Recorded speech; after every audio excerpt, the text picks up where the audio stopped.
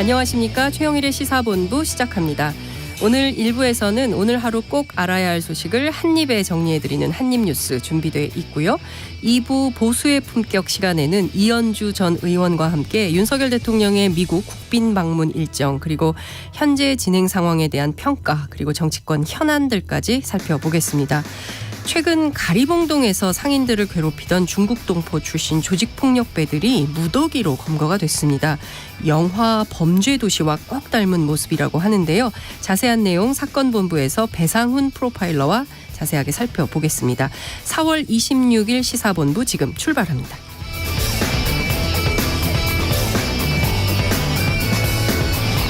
네, 저는 건강상의 이유로 자리를 비운 최영일 평론가를 대신해서 진행을 맡고 있는 장윤선입니다.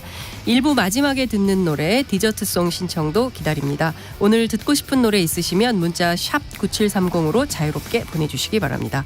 짧은 문자는 50원, 긴 문자는 100원입니다.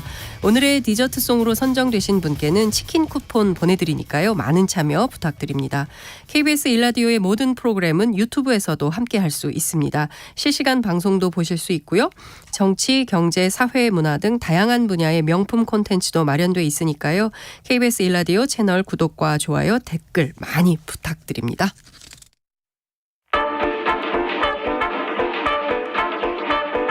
최영일의 시사본부 한입뉴스. 네, 오늘의 핵심 뉴스 한입에 정리해드립니다. 한입뉴스 박정호 오마이뉴스 기자 고현준 시사평론가와 함께하겠습니다. 두 분 어서 오십시오. 안녕하십니까. 안녕하세요. 네, 자 우리 대통령 지금 워싱턴에 가 계십니다. 국빈 방미 지금 일정 소화하고 있는데요. 주로 지금까지 소화된 일정들 어떤 것들이 있는지 간략하게 소개 좀 부탁드립니다. 네, 윤석열 대통령 부부와 조 바이든 미국 대통령 부부가 함께 워싱턴 DC에 있는 한국전 기념비를 찾아서 헌화를 했고요. 네. 역시 이제 한미동맹 70주년을 상징하는 혈맹이라는 것을 강조하는 행사였습니다.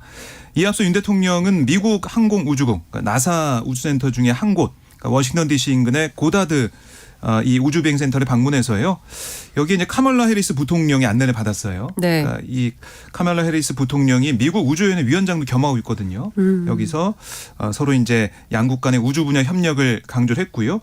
특히 이제 미국 나사와 우리 과학기술정보통신부가 이 현장에서 우주 탐사 협력을 강화하는 공동 성명서를 체결하기도 했습니다. 아울러 투자 신고식도 있었는데요. 수소와 반도체, 친환경 분야 미국 기업 6곳으로부터 이 우리나라에 19억 달러, 우리 돈 2조 5천억 규모의 투자를 약속받았다. 또 여러 가지 이 투자 소식도 이어질 거다 이렇게 대통령실은 전망하고 있습니다. 여기에 지금 또 하나 주목해야 될 것은 네. 또 외신과 인터뷰를 했어요. 미 NBC 방송국하고 인터뷰를 했습니다. 네. 이번에 인터뷰 많이 하십니다. 대부분 외신들하고 지금 하고 있잖아요. 예. 이 외신들과의 인터뷰 오늘 그 인터뷰 내용 중에 주목해야 될 부분들이 몇 가지 있을 것 같은데, 그러니까 미국의 이 우리 대통령실 도감청 의혹. 네. 이 관련해서 지금까지 대통령이 직접 그 자신의 의견을 얘기한 적은 없었거든요. 이번 인터뷰에서 앵커가 질문을 했고 네. 관련된 답이 있었습니다. 관련 사안은 한미동맹 지지하는 철통 같은 신뢰를 흔들 이유가 없다. 왜냐하면 이는 자유와 같은 가치 공유에 기반하고 있기 때문이다.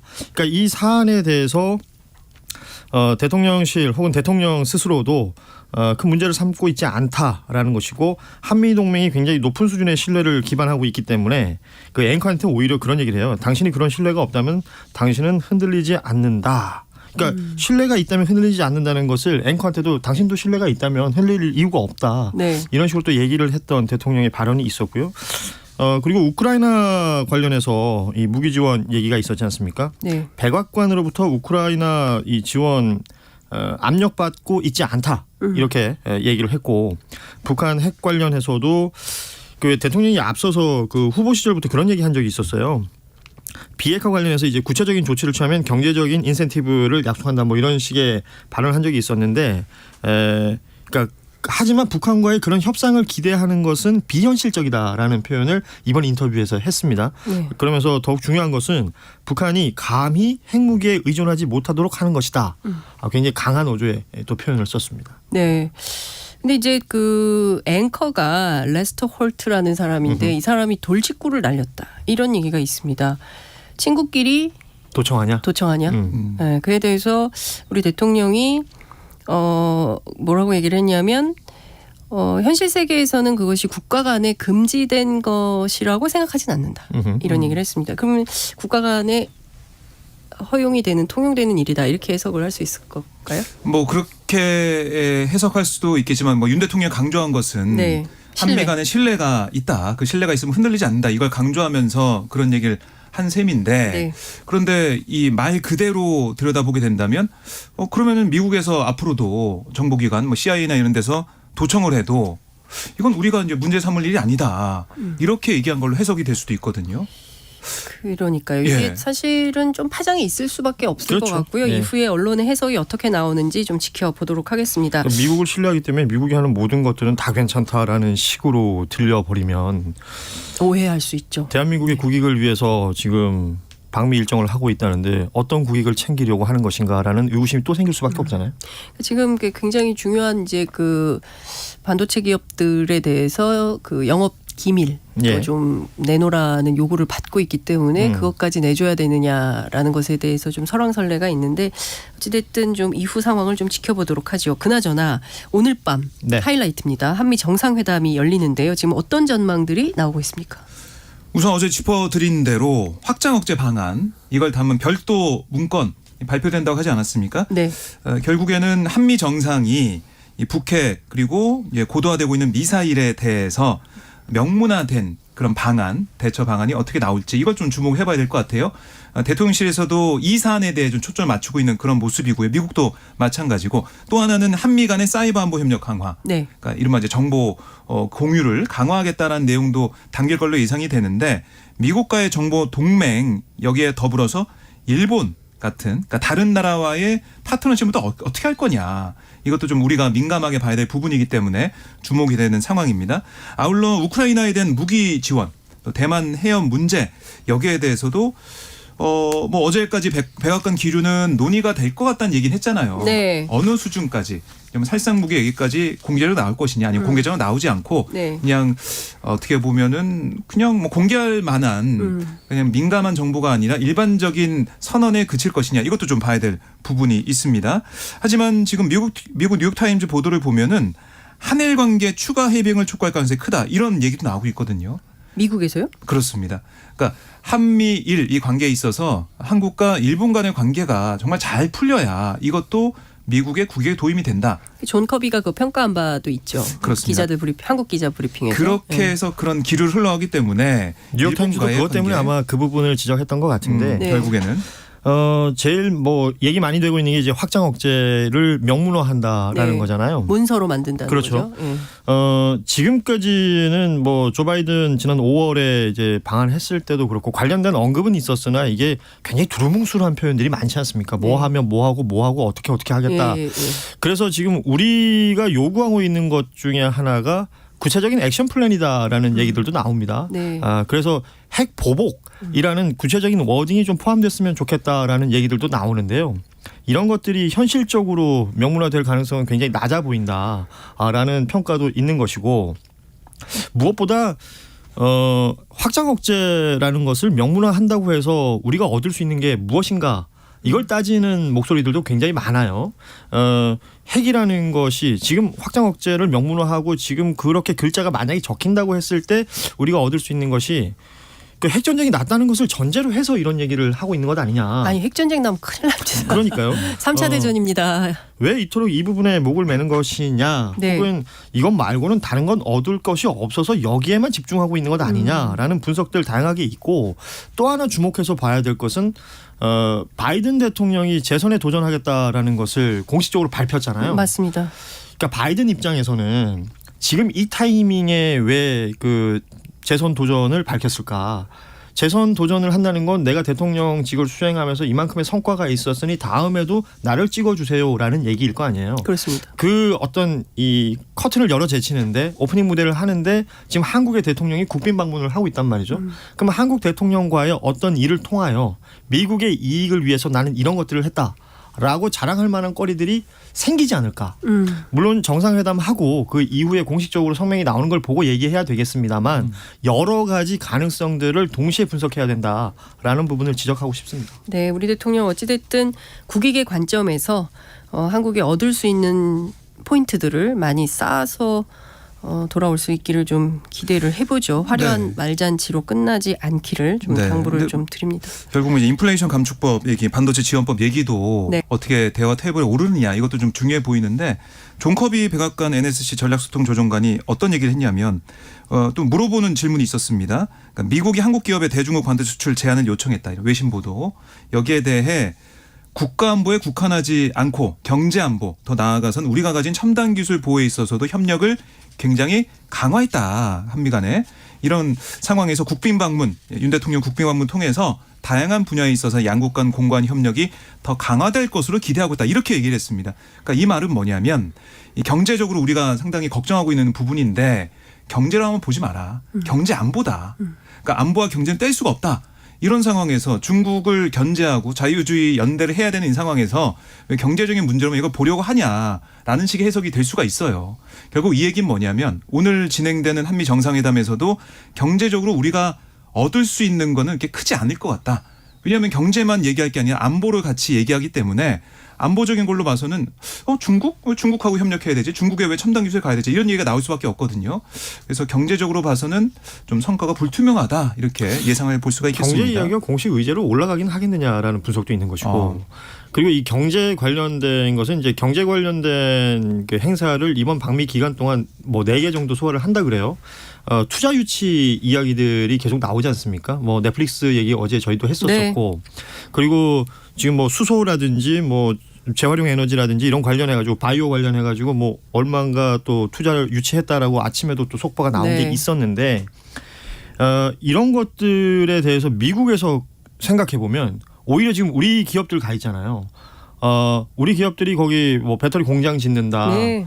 뭐 4조 정도를 거기 미국에다가 이제 투자한다. 결국 미국에서는 일자리 생기고 어떤 그 인프라를 구축할 수 있는 득이 되는 일이 될 수 있을 텐데 우리에게는 어떤 득이 되는 건가? 그 반대로 얘기하는 것들 뭐 넷플릭스 얘기도 그렇고 이게 정작 우리한테 득이 되는 건가? 라는 생각 지울 수가 없는 것이고 이거 관련해서 정상회담 자리에서 의제를 올려서 테이블에서 얘기를 한다?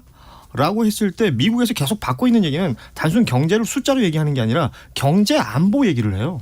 근데 경제 안보는 또 뭐하고 연결되냐면 반도체에 대한 어떤 그 기술, 영업 비밀 이런 것들하고도 연결되는 부분이 있어서 굉장히 좀 불안한 부분들이 있습니다. 네. 근데 이제 그 대통령실 입장을 좀 제가 말씀 좀 드리자면 어쨌든 넷플릭스에서 3조 3천억 그 콘텐츠 투자 유치를 하게 된 것은 성과다. 이렇게 보고 있습니다. 어제 이제 그 관련해서 설명도 좀 해주셨는데 이건 뭐 성과 아닙니까? 성과라고 볼 수 없어요? 뭐 성과라고도 볼 수 있는 부분이 있는데 네. 근데 지금 업계에서 얘기하고 있는 것은 기존에 투자해왔던 그 액수가 있는데 네. 그거에 플러스해서 더 하겠다는 거냐 아니면은 그동안 투자했던 그 금액으로만 생각해야 되는 거냐 이런 논란이 있는 거고요. 만약에 그동안 해왔던 그 투자액대로 생각을 하게 된다면 이게 더 많이 투자하는 건 아니다라는 얘기가 나오고 있는 거죠. 그리고 또 하나는 제작자들, 제작하는 사람들 입장에서 보면은 이 저작권 문제, 콘텐츠 저작권, 네. 이 지적재산권 이 문제가 크다고 얘기를 하거든요. 맞습니다. 제작비는 지원받아서 영상을 만들고 작품을 제작해가지고 크게 히트를 치게 된 다음에 그 과실은 거의 대부분 넷플릭스가 가져가고 있는데 오징어 게임 때 그 문제가 그게 지적이 있어서 됐었잖아요. 그걸 네. 푸는 게 더 중요하다, 시급하다 네. 이런 지적도 있습니다. 결국은 대통령실이 성과라고 말하려면 원래는 되기가 힘든 일인데 대통령이 등장하여 정부가 개입하여 이 일을 풀어냈을 때 성과라고 얘기할 수 있는 거 아니에요.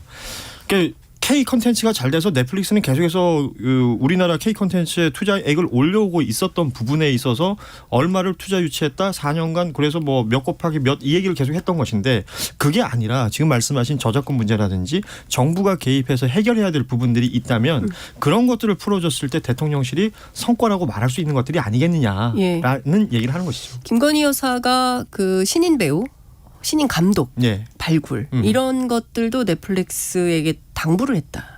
근데 넷플릭스에서 K 콘텐츠 만드는 제작 과정을 보자고요. 넷플릭스가 캐스팅하지 않습니다. 제작을 우리 인력들이 들어가서 제작을 할 때 캐스팅도 하는 것이고 펀딩도 하는 것이고 그렇게 해서 열심히 만들어가지고 콘텐츠를 만드는데 거기에 넷플릭스가 제작을 한다 치면 거기에 돈을 넣는 거잖아요. 네. 오징어 게임이 그랬던 것이에요.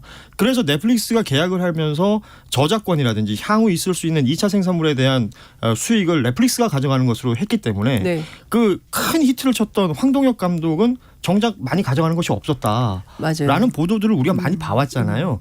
이런 부분들에 대한 개선 이런 것들이 더 중요한 것들이 아닐까요? 그렇죠. 우리가 이제 점점 문화 콘텐츠 강국이 되고 있기 때문에 다른 건 몰라도 이 지적재산권 문제와 관련해서는 정부 차원에서 각별한 노력이 좀 필요한 것 같다라는 생각이 좀 듭니다. 제주는 우리가 넘고 돈은 넷플릭스가 버는 이런 것은 없어야 되지 않을까라는 생각이 좀 듭니다. 자, 윤석열 대통령 워싱턴 포스트 인터뷰 발언을 둘러싼 이른바 주어 논란.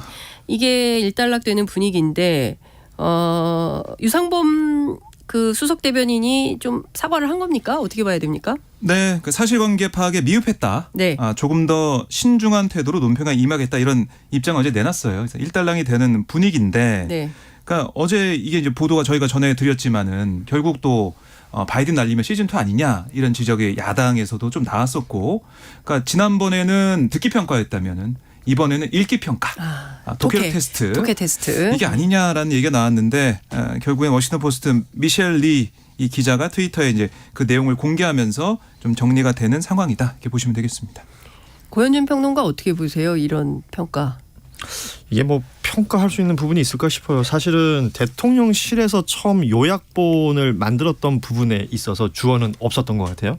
그래서 국민의힘 여당은 그걸 근거로 해서 오역이다 이런 표현을 했던 것 같은데 원칙적으로 뭐 아시는 것처럼 인터뷰를 하면 인터뷰를 하는 사람 또 인터뷰를 당하는 사람 모두 녹음을 할 것이고 동시에 누릅니다. 네. 네, 녹음기 동시에 눌러요. 그리고 만약 이런 논란이 처음 불거졌다면 서로가 크로스 체크 확인할 수 있었던 과정이 그 시간이 충분히 있었거든요. 그 미셸 기자가 썼어요. 크로스 체크 했더니 주어가 있다. 그러니까요. 그런 과정이 왜 생략됐을까? 혹은 왜 그거를 놓치고 오히려 어떤 그 여당 입장에서는 당당한 자신감으로 처음에는 유상범 대변인이 그 논평을 냈었잖아요. 무슨 그 과정이 문제가 있었던 것일까? 이런 거 좀 짚어봐야 될 것 같습니다. 저는 그게 문제라고 생각합니다. 이 사건의 본질은 거기에 있다고 생각해요. 그러니까 사실을 사실로 인정을 하고 잘못했으면 바로 사과를 하면 되는데 그렇죠. 계속 그게 아니라고 우기다가 나중에는 결국 코너에 몰려서 이런 일을 망신을 당하게 되는 거거든요. 이런 일은 좀 없어야 될 것 같고, 네, 그나저나 그 일본에게 무조건 안 된다, 무조건 무릎을 꿇어라 이런 것은 받아들일 수 없다라고 한 윤석열 대통령의 발언 그 자체의 파장이 계속 이어지고 있다고요? 그러니까 이 윤 대통령이 지난 2021년 9월에 국민의힘 대선 후보 시절에 이 위안부 피해자 이용수 할머니 만나서 네. 일본의 사과를 반드시 이끌어내겠다 약속을 한 바 있는데 왜 그때와 지금의 인터뷰 내용이 다르냐라는 지적도 있는 것이고요. 그리고 또 하나는 일본 방문해서 정상회담 이후에 계속해서 이어지고 있는 후폭풍, 여기에 대해서는 사실 국민들이 굉장히 화가 날 수밖에 없는 게 우리가 계속 물컵에 물을 채우고 있는 상황 아니겠습니까? 물이 넘칠 것 같아요, 이제. 네. 넘쳐 흐르는 상황인데, 왜냐하면 우리가 화이트리스트에 일본 복귀를 시켜준 상황이지만 일본은 아직까지 복귀했다 만다 얘기가 없는 거고, 어제 니시무라 야스토시 일본 경제산업상이 어떤 얘기를 했냐면 한국 측 자세를 신중하게 지켜보겠다. 오히려 오히려 지켜보고 한국이 어떻게 하는지 보고 이걸 화이트리스트 복귀시키는 걸 결정하겠다. 라고 하고 있으니까 과연 일본의 성의, 일본이 보여줄 것을 기대했던 그런 모습들이 안 나오고 있다라고 보니까 논란이 이어지는 것이고요. 그런 논란 속에서 어제 이제 인터뷰를 통해서 100년 전 일을 가지고 일본에 무조건 안 된다, 무조건 무릎 꿇어라라고 하는 것은 받아들일 수 없다. 이 발언 자체가 더 파장이 이어지고 있다 볼 수가 있겠습니다. 그러니까 화장실 들어갈 때랑 나올 때랑 지금 너무 다른 거 아니냐.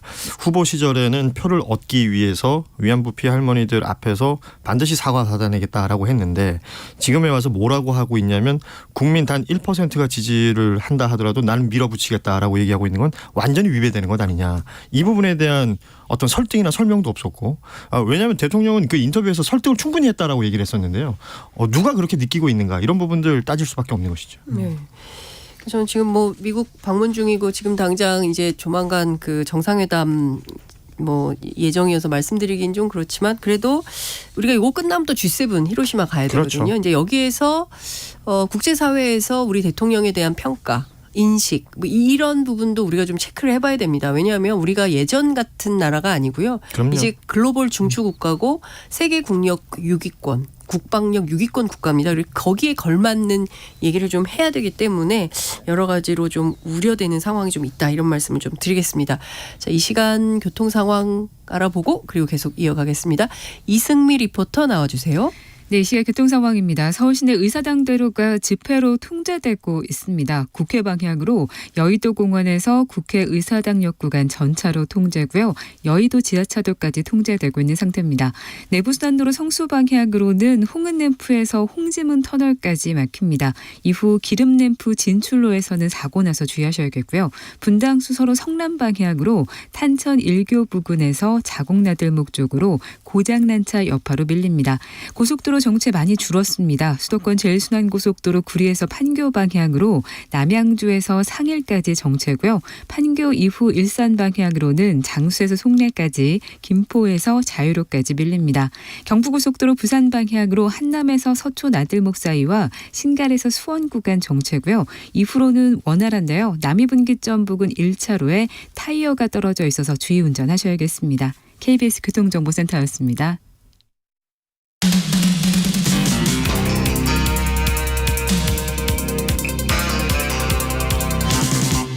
최영일의 시사본부.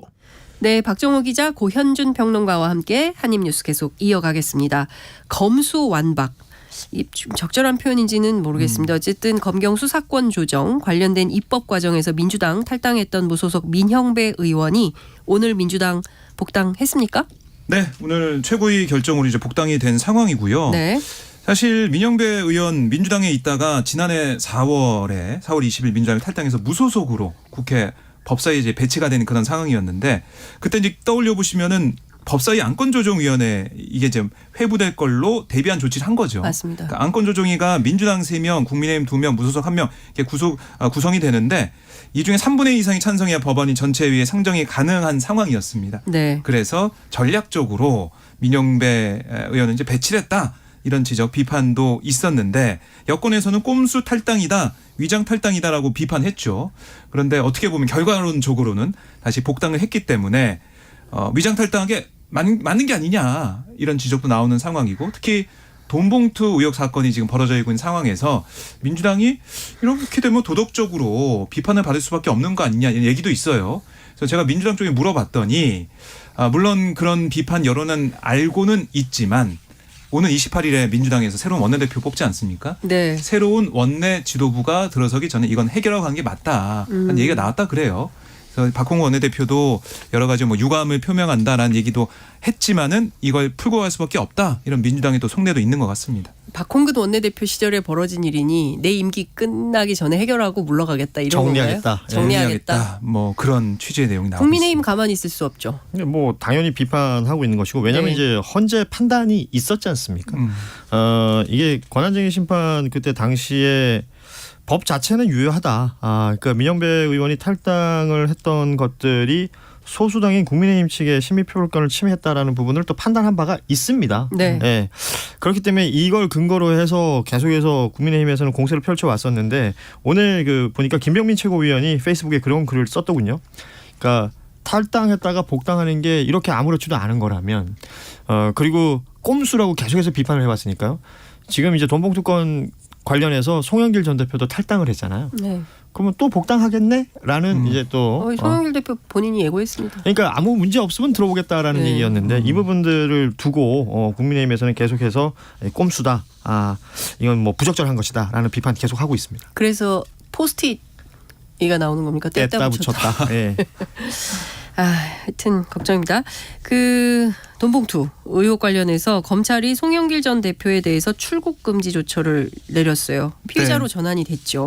그렇습니다. 수사가 본격화되는 겁니까? 네, 뭐 사실은 송영길 전 대표는 뭐 당장이라도 검찰에 나가 수사받겠다, 조사받겠다 이런 얘기를 했지만 검찰은 뭐 오지 마라 뭐 이런 거 아니겠습니까? 검찰 수사 과정이 있기 때문에 때가 되면 부르겠다 이런 얘기를 하고 있는데 우선은 피의자로 전환하고 출국 금지했다는 것은 뭐냐면 검찰은 송 전 대표가 금품 이 살포 돈봉투 의혹의 최종 수혜자로 이제 보고 있는 데다가 수사 초기에는 귀국 여부에 좀 모호한 입장을 보인 모습. 네. 당의 요청이 있은 다음에 들어왔으니까 이거 다시 또 나갈 수 있다 이런 판단한 것 같아요. 어쨌든 지금 검찰이 생각하고 있는 여러 가지 이 수사 과정에서 송 전 대표는 조사를 받을 수밖에 없는 상황이고 네. 그게 시점이 언제냐가 남아 있는 그런 모습이지만 검찰 입장에서는 강내구 전 감사가 구속영장 기각이 됐기 때문에 네. 이걸 재신청해서 영장을 발부받는 게 구속을 시키는 게 첫 번째 난관이거든요. 이걸 못 넘으면 이제 여론도 조금씩 달라질 수가 있을 것 같아요. 검찰이 얘기하고 있는 이런 것들이 신빙성이 없는 것이냐. 물론 신빙성과 별개로 이 증거인멸 우려나 도망 우려 이것도 많이 판단이 되겠지만 어쨌든 영장이 재청구에서도 기각이 되면 이 검찰이 그리고 있는 그림이나 다른 상황인 것이냐라는 얘기가 나올 수밖에 없거든요. 네. 그래서 검찰 입장에서도 송 전 대표를 수사하기 전에 강내구 전 감사 구속이나 다른 수사를 꼼꼼하게 할 필요가 있다. 이런 판단하고 있는 것 같습니다. 그렇군요. 여튼 좀 살펴보겠습니다. 자, 민주당, 정의당, 양당이 그 대장동 50억 클럽 그리고 김건희 여사의 그 도이치모터스 주가 조작 의혹 사건 관련된 이른바 쌍특검 이것을 패스트트랙으로 지정하기로 합의를 했군요. 결국 뭐 민주당은 계속해서 이 쌍특검을 주장하고 있었던 네. 것이고 관건은 정의당이 쥐고 있었던 것인데 정의당은 50억 클럽은 진행한다. 하지만 이 뭐 김 여사 주가 조작 의혹 관련해서는 국민의힘과 합의하에 네. 그러니까 국회의 어떤 기본 정신이 합의 정신이기 때문에 네, 법사위 절차를 밟아라. 절차대로 가서 진행하겠다라는 그 방향이었었는데 네. 오늘 정의당에서 나온 논평 보면 논의 의지조차 없는 국민의힘 태도를 더 용인하기 힘들다. 그러니까 국민의힘 측에서 전혀 협의할 의지가 없는 걸로 보이기 때문에 지금 부득이 쌍특검 갈 수밖에 없는 것이다라는 것이고 50억 특검 관련해서는 이미 합의해 놓은 방향들이 있었잖아요. 네. 그래서 그 방향 그대로 진행이 된다라는 얘기를 했었고 김건희 여사 이 주가 조작 관련해서는 뭐 특검을 어떻게 선정할 것인지 수사 범위는 어디까지 할 것인지 이거는 민주당 측과 더 협의를 하겠다라는 입장을 내놨거든요. 네. 내일이 이제 본회의가 있으니까 네. 내일 뭐 상정한다는 얘기고 상정하면 당연히 이제 표결을 위해서 진행이 되겠지만 신속 처리 안건 패스트트랙 그 수순을 밟지 않을까 그렇게 볼 수 있을 것 그렇군요. 같습니다. 내일 본회의에서 간호법 제정안도 처리가 되는 겁니까? 국민의힘 반대하고 있죠. 그렇죠. 민주당에서는 상정하겠다라는 네. 의지를 밝히고 있는 것이고 네. 방송법도 마찬가지고요. 방송법. 예. 내일 그럼 방송법, 간호법, 예. 쌍특검. 그러니까 민주당에서는 내일 노란봉투법도 본회의에 처리를 들어가나요? 하겠다라는 예. 것이고 예. 그 국민의힘에서는 이 모든 사안에 대해서 지금 반대하고 있는 내용들인데 네. 노란봉투법 같은 경우에는 또 정의당이 적극적으로 그 예. 의지를 가지고 있는 부분이라서 네. 이 협의 내용들이 맞아 떨어질 것 같고요. 예. 간호법하고 방송법은 조금 더 지켜볼 필요가 있지 않을까. 뭐 오늘도 국회 앞에 보니까 집회하시는 분들이 있던데. 매일 집회하더라고요. 예, 그러니까 내일 그 본회의 상황을 좀 지켜봐야 될 것 같습니다. 네.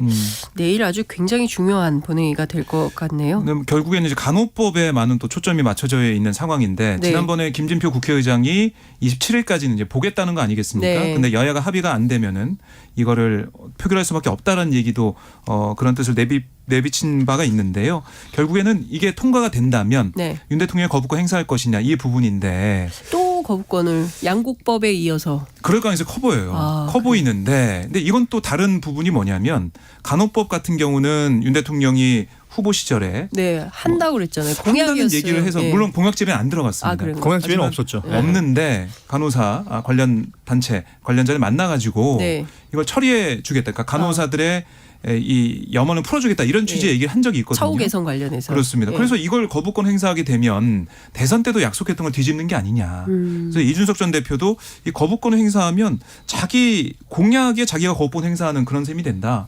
이런 지적도 하고 있습니다. 자기 모순에 빠질 수 있겠네요. 그러니까 앞서 말씀드렸던 쌍특검 관련해서 이제 국민의힘의 반응은 계속해서 반대해오고 있었던 부분이었는데 정의당이 여기에 이제 동조하면서 쌍특검 발의가 내일 가능해진다는 건 상당히 네. 가능해진다는 거잖아요. 그러니까 노란봉투법을 정의당이 추진하고 있으니 민주당과의 이제 검은 거래를 한 것 아니냐라는 이제 윤정원 원내대표가 그런 표현을 쓰기도 했었는데요. 이런 식으로 얘기를 하고 있습니다만 뭐 아시는 것처럼 제적 의원 5분의 3 이상이 의결이 되면 네. 이렇게 패스트트랙에 올려질 수 있는 것이고 그렇게 되면 절차를 밟다 보면 8개월 정도 걸린다는 거 아니에요? 그러면 연말 뭐 전후가 될 거예요. 네. 그러면 그때쯤이면 흔히 말하는 총선이죠. 내년 총선 전국이 되는 거라서 네. 또 어떤 이 영향을 미치게 될지도 좀 봐야 될 것 같습니다. 그렇군요. 경랑의 정치권 소식을 좀 살펴봤습니다. 자, 우리나라 외환 보유액이 그 IMF죠. 국제통화기금이 권고하는 적정 수준에 3년째 미달했다. 그렇습니까? 네, 그러니까 IMF는 단기 외채, 통화량, 수출액, 포트폴리오와 기타 투자 부채 잔액을 기반으로 국가별로 이 적정 외환 보유액을 매년 산출해요. 네. 지난해 우리나라의 IMF 외환 보유액 적정성 평가 지수가 97%로 집계가 됐는데 IMF는 통상 100에서 150% 이걸 적정한 외환 보유액 수준으로 보거든요. 그러니까 이걸 미달했다, 하회했다라고 볼 수 있는데 이게 3년째 이어지고 있는 것이고 네. 다만 IMF 측에서는 이게 여러 참고 지표 중에 하나에 불과한 만큼 우리나라가 외환 보유액이 위험 수준에 있다는 의미는 아니다. 이런 얘기는 하고 있지만 네. 그래도 우리가 외환 위기를 겪었던 나라기 때문에 외환이 좀 풍부하고 많아야 좀 안심이 되는 상황 아니겠습니까? 네. 그런데 이제 IMF가 권고하는 적정 수준에 미달했다는 소식이 들어오다 보니까 좀 염려가 된다는 얘기도 있더라고요. 아니, 제목만 그럼요. 보면 확 염려되죠. 그렇죠. 염려가 되죠. 제목만 네. 보면. 그런데 보조 지표다라는 건 알아야겠지만 문제는 이제 앞으로 우리가 달러를 많이 가질 수 있게 달러를 가지려면 어떻게 됩니까? 수출을 많이 수출을 많이 해야 되잖아요. 되는데 우리가 지금 이제 수출이 부족. 수출로 먹고 사는 나라인데 예. 수출 상황이 좋지 않고 이 무역 수지 살펴보면 계속 적자. 맞습니다. 특히나 이제 큰 시장인 중국 시장과의 관계가 지금 좋지 않기 때문에 더욱더 걱정이 된다. 이렇게 볼 수 있겠죠. 걱정입니다. 지금 외환 보유액도 그렇고 그리고 또 지금 그 155mm 포탄. 그렇죠. 예, 우크라이나 지원 이게 저 관련해서. 북한의 이제 장사정포에 대항해서 K9 자주포에 들어가는 건데 이것도 지금 부족하다는 얘기가 국회 국방위 야당 간사인 김병주 의원에 의해서 제기되고 있어요. 그러니까 우리의 방어를 위해서 가지고 있어야 될 포탄이 그러니까요. 우크라이나 지원을 위해서 다른 곳으로 빠져나간 맞습니다. 것이라면 이 또한 문제가 되는 것이다. 최소 60일치를 그렇죠. 가지고 있어야 되는데 부족하다라는 거기 때문에 여러 가지로 살펴봐야 될 지점이 많은 것 같습니다. 자, 오늘 두 분 말씀은 여기까지 들어야 될 것 같습니다. 고맙습니다. 고맙습니다. 네, 지금까지 박정호 오마이뉴스 기자 고현준 시사평론가와 함께했습니다. 자, 오늘의 디저트송 발표하겠습니다. 8101님께서 보내주셨어요.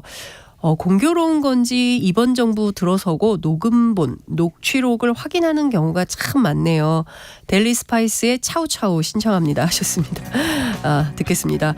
모바일 치킨 쿠폰 보내드리고요. 디저트송 들으면서 저는 2부로 다시 돌아오겠습니다.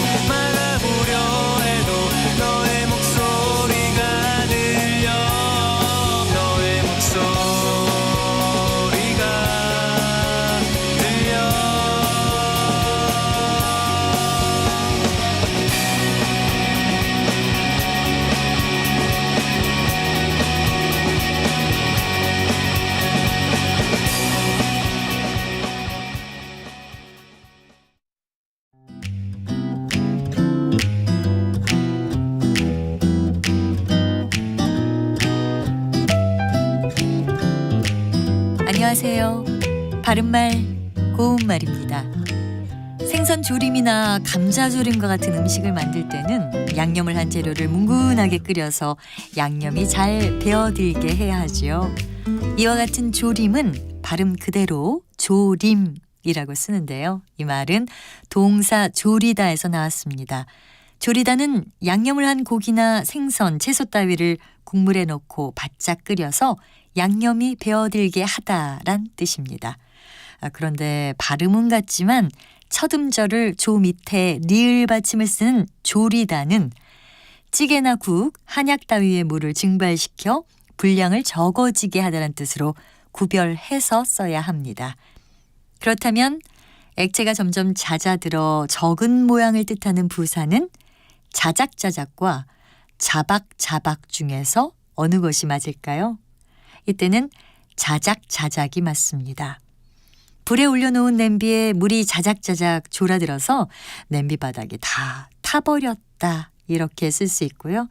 참고로 부사 자박자박은 가볍게 발소리를 내면서 자꾸 가만가만 걷는 소리 또는 그 모양을 뜻합니다. 자박자박 땅을 밟는 소리가 들리더니 누가 문을 두드렸다처럼 말입니다.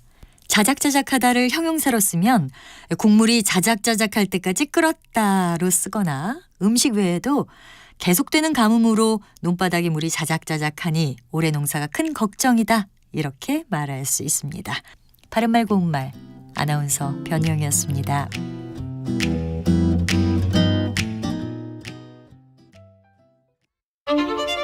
토론은 치열해도 판단은 냉정하게. 복잡한 세상을 바꾸는 첫걸음은 의외로 단순할지도 모릅니다. 평일 저녁 7시 20분 당신을 바꾸는 질문.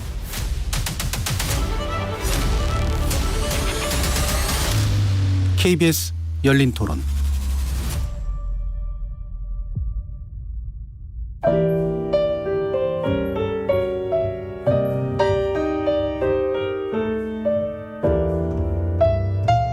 내일의 품격, 김성환의 시사야에서 챙겨가세요. 하루를 마무리하는 시간 꺼내보는 당신의 지식 창고. KBS 일라디오 김성환의 시사야.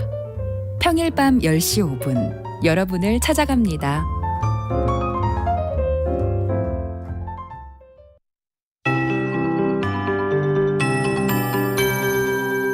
KBS 58분 날씨.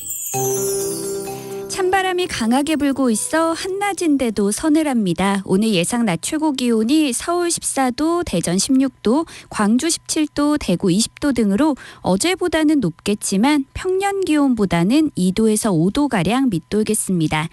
지금 남부지방은 대체로 맑지만 중부지방은 흐린 가운데 강원 일부 지역에 약한 비가 내리고 있습니다. 오후까지 강원 내륙과 산지에는 한때 5mm 미만의 비가 조금 오겠고요. 동해안에는 빗방울이 떨어지는 곳이 있겠습니다. 또 해발고도 1000m 이상의 강원 높은 산지에는 1cm 안팎의 눈이 내리는 곳이 있을 전망입니다. 오늘 미세먼지 농도는 전국이 좋음에서 보통 단계를 유지하며 공기는 종일 깨끗하겠습니다. 내일 아침에는 철원이 3도, 대구 6도, 서울 7도 등 대부분 5도 안팎으로 오늘보다 기온이 떨어져 반짝 추위가 찾아오겠는데요. 하지만 낮부터는 평년 기온을 회복하겠습니다. 한편 오늘 낮 12시 15분경 강원도 동해시 북동쪽 52km 부근 해역에서 규모 2.0의 지진이 발생했습니다. 지난 23일부터 현재까지 나흘간 동해시 앞바다 해역에서 규모 2.0 이상의 지진이 총 9차례 발생했습니다. 현재 서울의 기온은 10.2도입니다. 송소진입니다.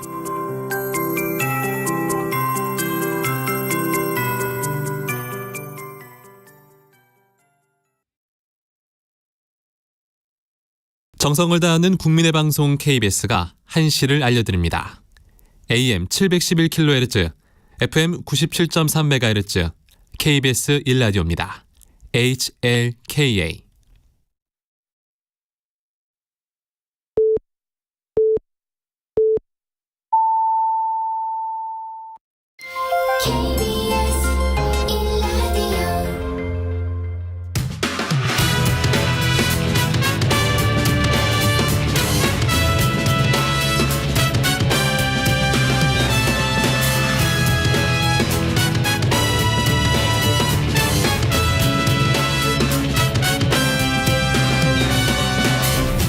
KBS 1라디오 최영일의 시사본부. 이 시각 라디오 정보센터 뉴스입니다. 미국을 국빈 방문 중인 윤석열 대통령이 오늘 밤 백악관에서 바이든 미 대통령과 한미 정상회담을 갖습니다. 윤석열 대통령은 미 MBC 방송 인터뷰에서 최근 미국 정부의 기밀문 건 유출이 한미 관계에 영향을 미치지 않을 것이라고 밝혔습니다. 우크라이나 지원 문제와 관련해서는 면밀하게 모니터링하고 상황을 검토하고 있다고 밝혔습니다. 미국 백악관은 한국의 대우크라이나 탄약 제공 여부 이슈와 관련해 한국이 우크라이나에 제공할 수 있는 어떠한 추가 지원에 대해서도 환영한다고 밝혔습니다.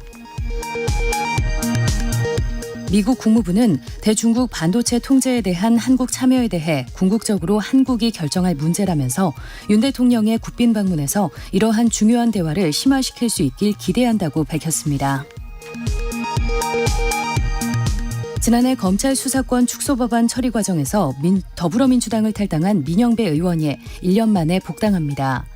민주당은 당시 민 의원이 정부 여당의 목리에 불가피하게 탈당을 결단했다고 옹호한 반면 국민의힘은 사과나 반성도 없는 뻔뻔한 귀가라고 비판했습니다. 지금까지 라디오 정보센터 조진주였습니다.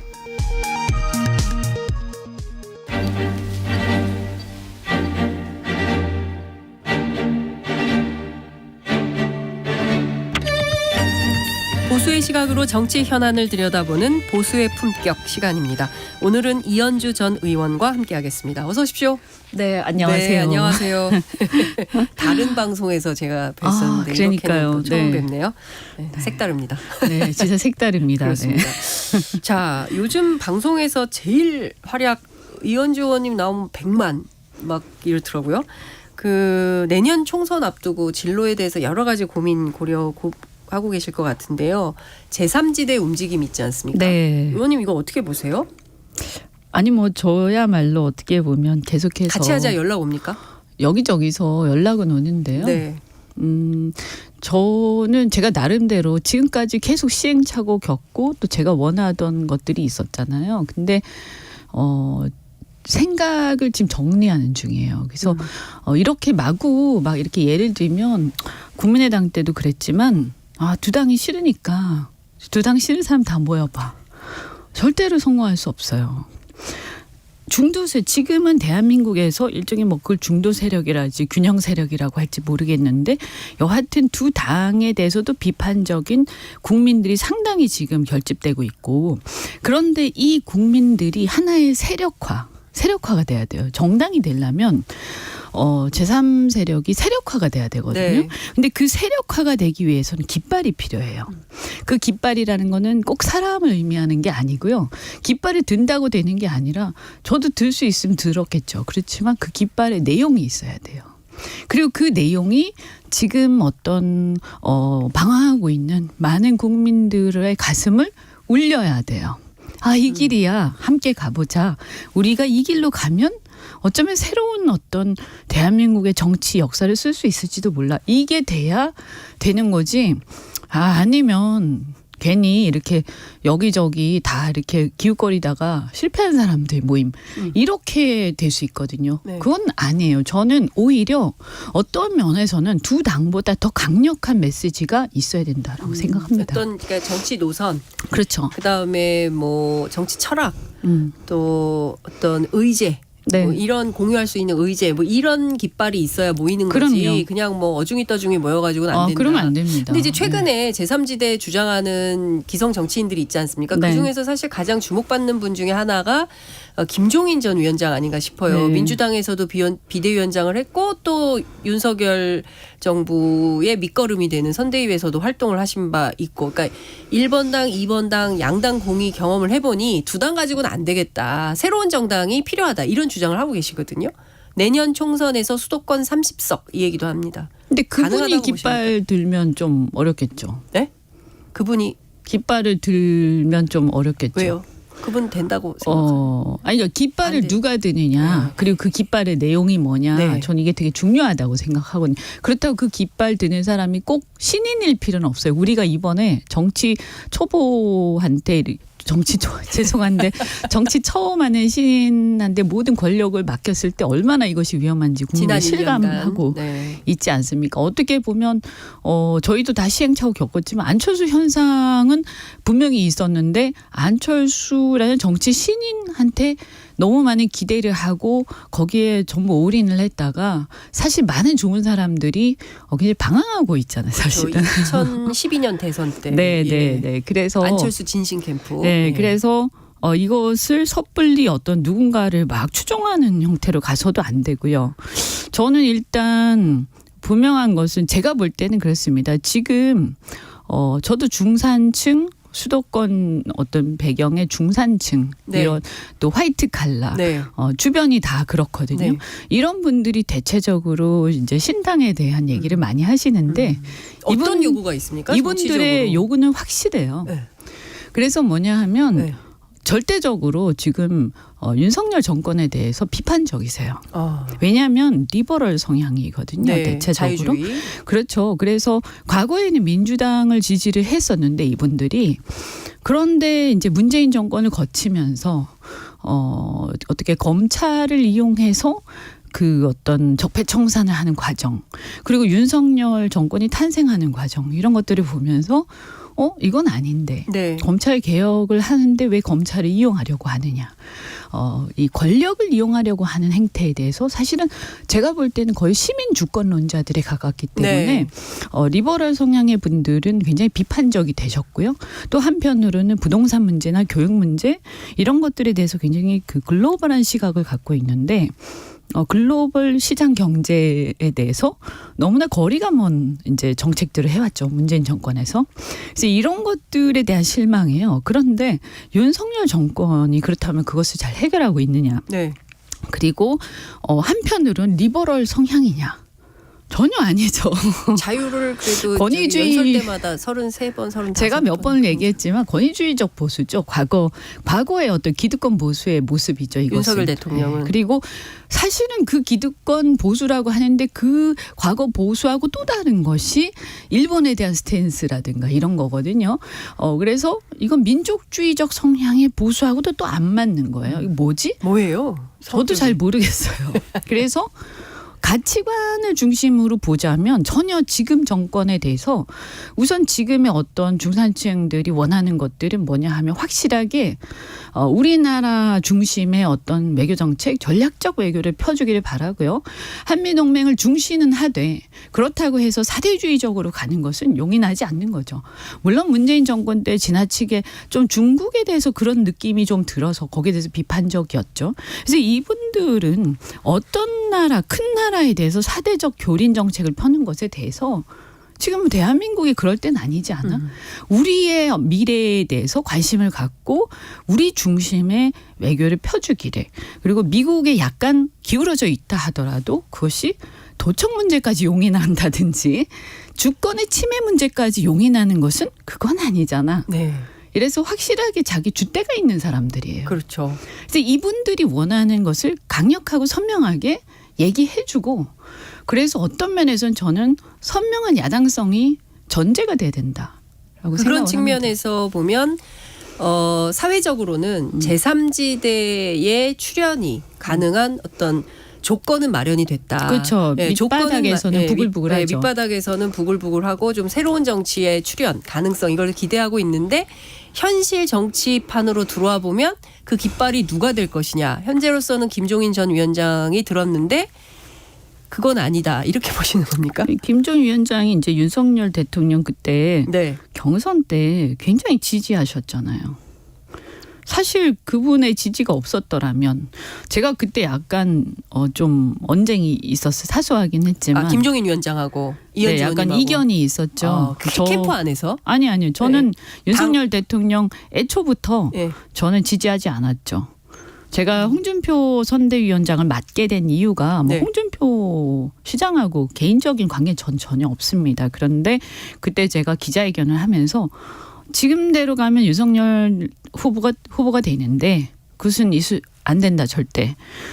저는 탄핵 이후에 대통령 아무나 시키면 안 된다. 정말 신중하게 우리가 개인적인 관계나 나의 이득을 떠나서 나라를 위해서 누가 최선인지 고민해야 되고 홍준표 시장도 부족함이 많지만 홍준표 아니면 유승민밖에 없잖아요. 그런 상황에서 가능성 있는 후보가 홍준표였기 때문에 나 이분 뒀겠다라고 얘기를 했고요. 윤석열 대통령은 첫째 제가 국정운영 준비가 안 돼 있다. 두 번째 검찰에서 평생 있었던 분은 민주주의 국가에서 대통령에 적합하지 않다. 소통이 안 되기 때문에. 세 번째 보수 계멸에 검찰의 칼을 가지고 앞장섰던 분이라 자칫 나중에 내부적인 어떤 자멸의 길로 우리가 갈 수 있다. 상황이 권력이 무너질 때쯤 되면.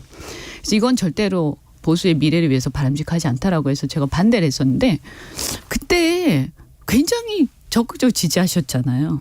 그래서 제가 이때 박근혜, 문재인 대통령 계속 만들면서 나중에 후회하셨는데 또 후회할 일이 뻔한데 왜 그렇게 적극적으로 지지하시냐. 별의 순간 얘기하시면서 그건 아닌 것 같다. 당시에 이제 그런 지적을 했죠. 했던 적이 있다. 그렇기 때문에 지금으로서도 어찌됐든 그 부분이 명확하게 좀 정리가 된 다음에 제3지대 얘기를 하는 것이 왜냐하면 적합하다. 지금 신당을 바라는 국민들의 심정에는 뭐 다는 아니겠지만 다수가 저는 이 검찰 어떤 권력에 대한 문제의식, 그다음에 윤석열 대통령식의 이 외교 노선에 대한 문제의식, 이것이 분명하지 않은 상태에서는 저는 일단 야당성이 분명해야 된다고 보거든요. 그러나 알겠습니다. 이제 어떻게 보면 현재 민주당에는 조금 만족하지 못하는 이런 어떤 중도적 성향의 그러니까 정책이 중도라는 거 하고요.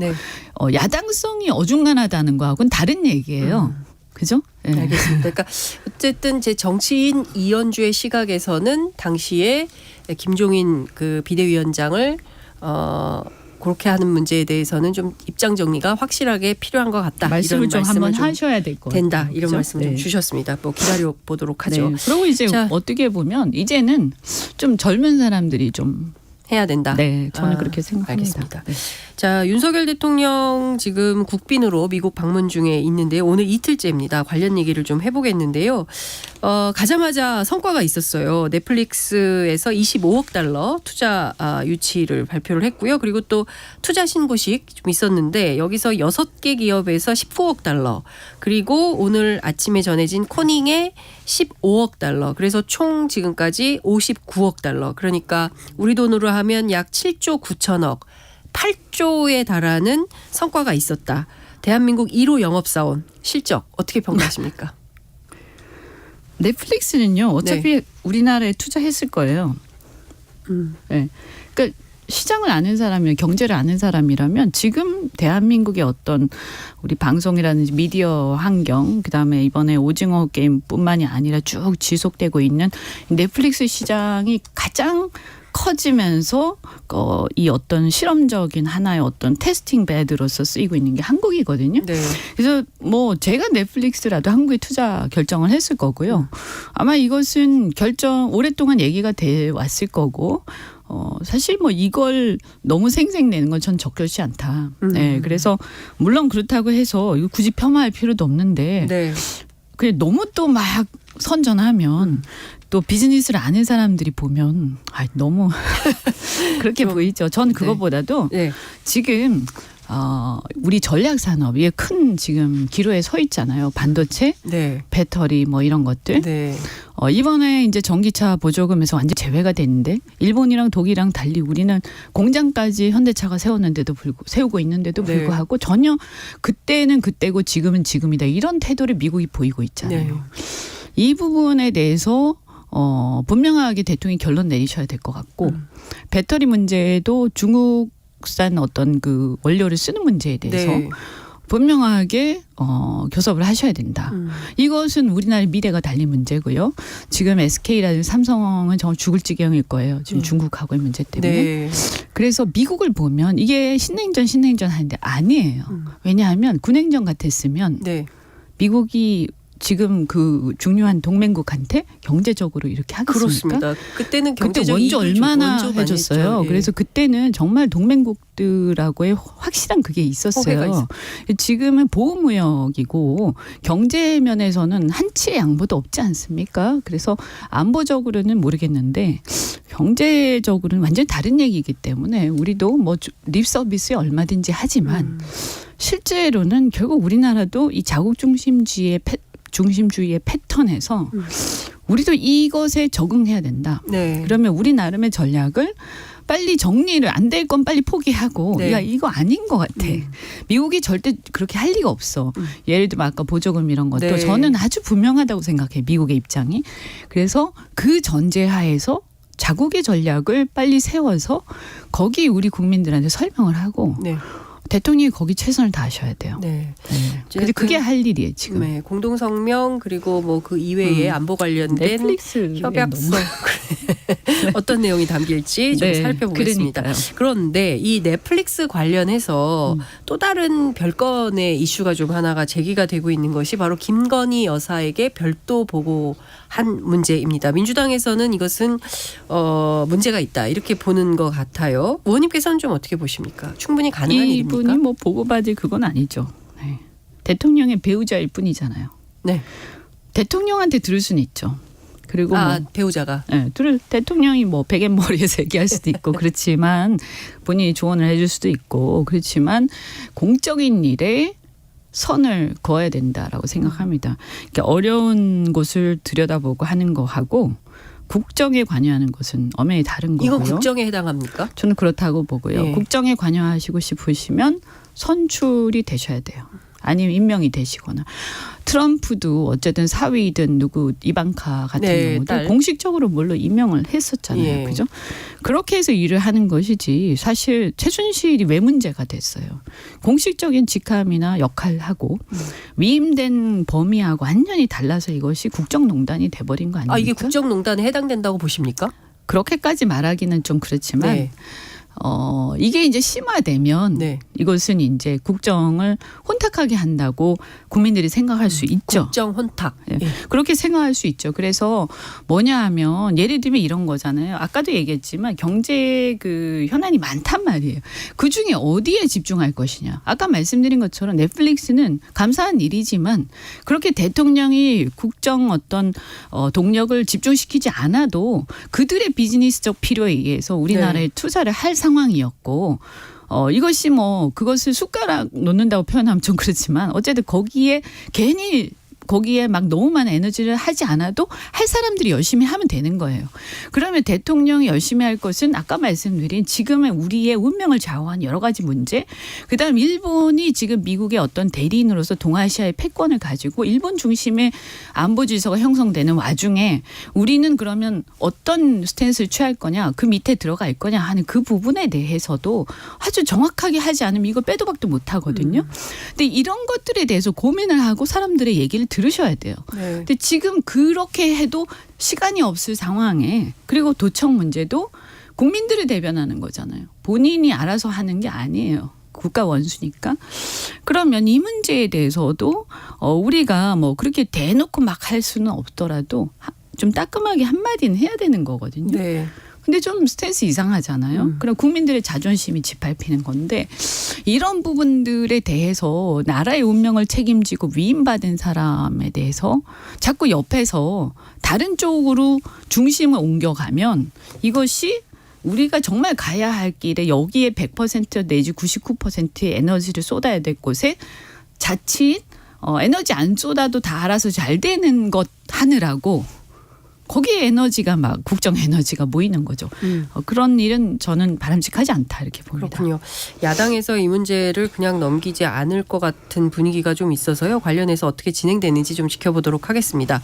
자, 윤석열 대통령 방미 앞두고 워싱턴 포스트하고 인터뷰한 것이 이 주어 논란으로 이제 크게 번졌는데요. 100년 전 역사 때문에 무조건 무릎을 꿇어라 하는 것은 받아들일 수 없다. 이 발언에 대한 그 비판이 쏟아지면서 여당 대변인이 주어가 생략된 거다. 이 유상범 의원 논란이 좀 있었던 것 같습니다. 근데 이제 해당 기자가 원문 공개하면서 이게 다시 또 머쓱한 상황이 돼버렸어요. 이 문제는 좀 어떻게 보세요? 분명히 그 바로 뒤에 저는이라고 나와 있잖아요. 그죠? 근데 저는 우선 대통령이 왜 이런 말씀 하시는지 굳이 인터뷰하면서까지. 그러니까 미국 언론하고 인터뷰하면서 일본 얘기를 했어요.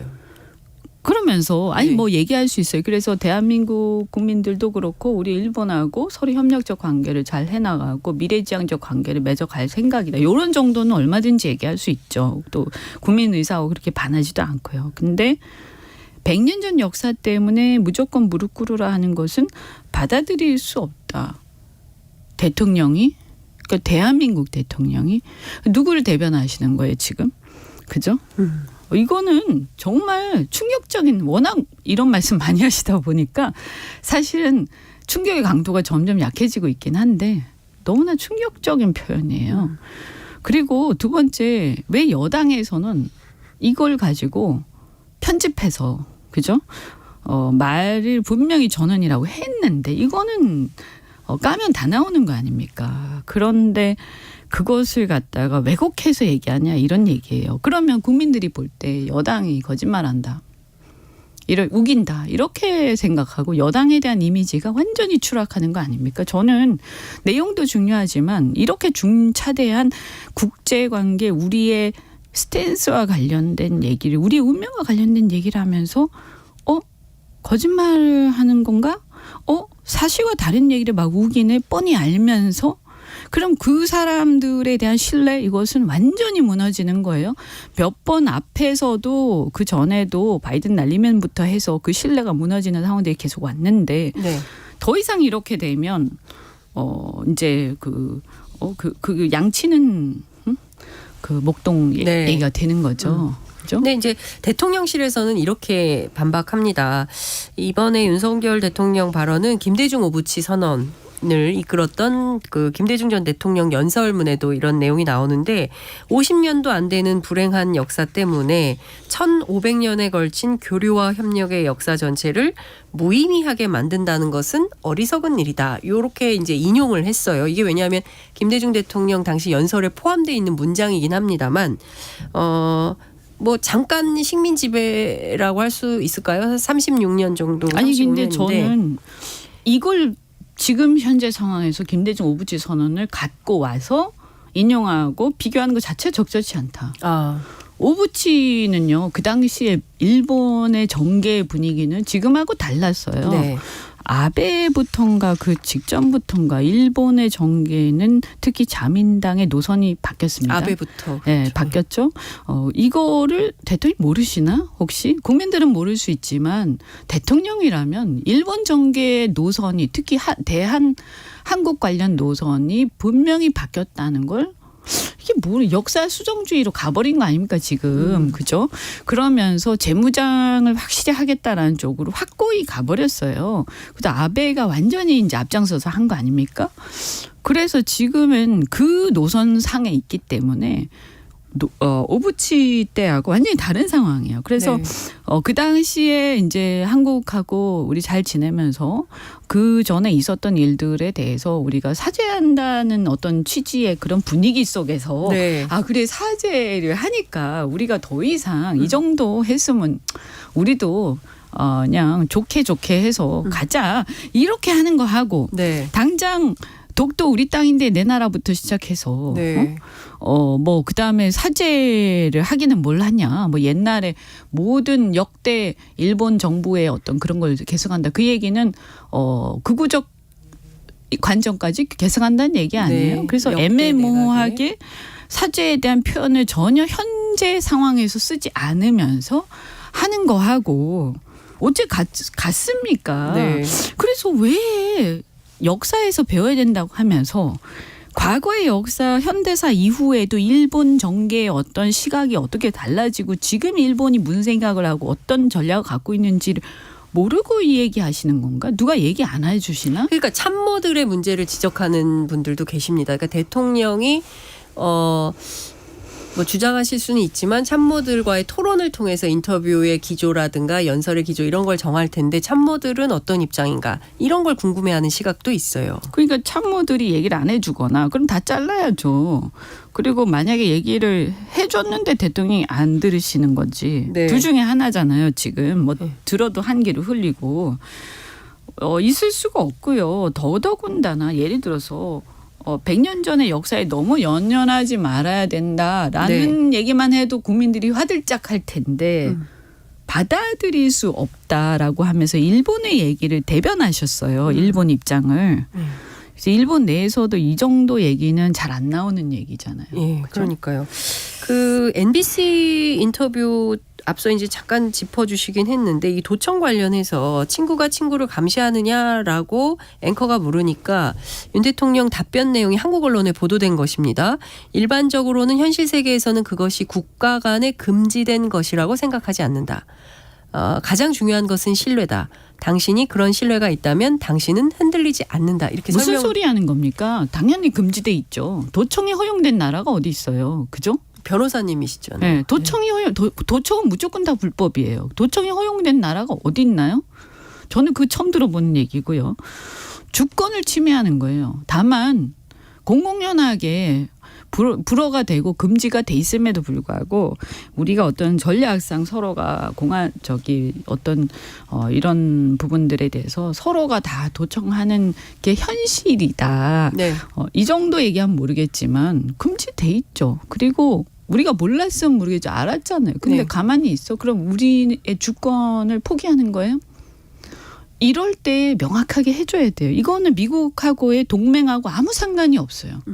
동맹에 대한 신뢰를 지키려면 민주주의 국가에서는 지금은 이제 우리가 외교를 얘기할 때요. 네. 옛날처럼 왕정 국가에서 왕끼리 서로 외교하고 끝나는 시대가 아니에요. 그렇죠.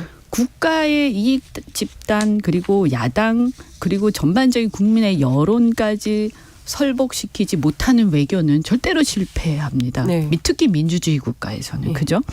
그러면 미국도 한국 국민들이 도청됐다는 것을 다 알고 있는데 이것에 대해서 우리나라의 대통령이 명확하게 미국에 한마디도 못하고 그것에 대해서 미국이 유감의 얘기조차 한마디도 하지 않고 오히려 이것은 뭐 당연한 거고 니네는 도청 당할 수도 있고 우리도 도청 당해도 우리 뭐 그냥 신경도 안 써라고 대통령이 얘기를 하는 것들을 국민들이 봤을 때 이게 미국에 대한 감정이 어떻게 되겠어요? 장기적으로. 안 좋아질 거 아닙니까? 한미동맹의 미래를 위해서 바람직하지 않아요. 네. 외교의 기본을 모르는 거예요. 이거는. 네. 민주주의 국가에서는 이렇게 외교하면 안 됩니다. 네. 국민적 시각이 반영된 외교를 해야 된다. 이런 말씀 그럼요. 그 주셨고요. 주권을 누가 위임받아요? 주권자 국민이잖아요. 네. 대통령이 위임받아서 하고 있을 그렇습니다. 뿐인 거예요. 헌법에도 대통령의 권한이 있지 권력은 아니니까. 그럼요. 그러면 모든 권력은 국민으로부터 주권자인 국민이 네. 우리 생각하고 너무 다르게 가버려. 근데 우리의 운명이 거기 달려 있어. 그 국민들의 마음이 어떻겠어요? 나중에 어떻게 돼? 지지율 떨어지고 결국에는 국정을 유지할 수 없는 상황까지 가겠죠. 네. 그러면 유지를 못하면 나중에 어떻게 돼? 흔들리고 그러면 뭐 합의한 거 다 꽝이죠.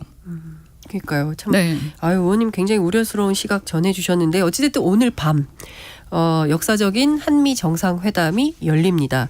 이 자리에서 우리 대통령 꼭 양보하지 말아야 할 것들, 뭐 기대하시는 점, 그리고 또 우려되는 점 어떤 게 있으실까요?